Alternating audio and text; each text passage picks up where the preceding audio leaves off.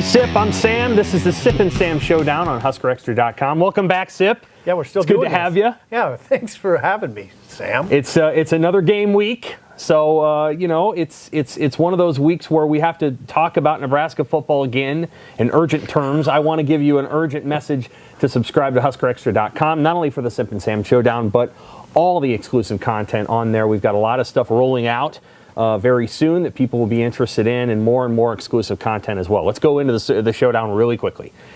Nebraska football, 3-5. It's now Purdue week. They had a bye week. They lost to Minnesota. They looked pretty darn bad for much of the game against Minnesota, maybe one quarter.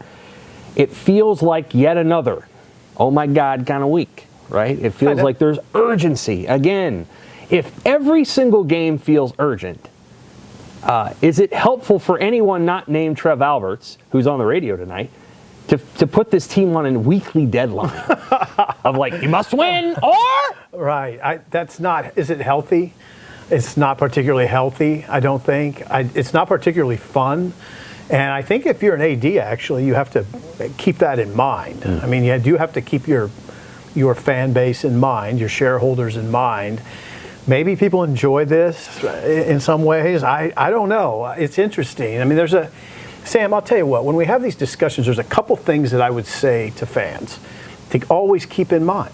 And I would say to you, and I would ask you the question, how do you trust your eyes as far as progress goes?